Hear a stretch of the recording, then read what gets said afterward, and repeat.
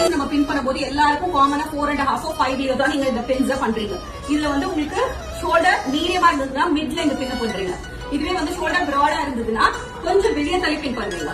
இதுவே வந்து கொஞ்சம் லீன் பாடி ஸ்ட்ரக்சரா இருந்தா இதையே உள்ள தள்ளி பின் பண்ணுவீங்க. இந்த பின்னிங்ல மட்டும் தான் டிஃபரன்ஸ் தவிர இந்த பிளீட்டோட சைஸ்ல டிஃபரன்ஸ் கிடையாது. அதே போல இந்த பிளீட் இவங்களுக்கு நார்மலா இந்த மாதிரி லெவல்ல மீடியமா பிக்ஸ் ஆகுது அப்படின்னா இப்படியே வச்சு நீங்க ஒட்டியான போடுறீங்களோ இல்ல இந்த இடத்துல தூக்கிட்டு இங்க கீழே ஒரு பின் போடுறீங்களோ போட்டுக்கலாம்.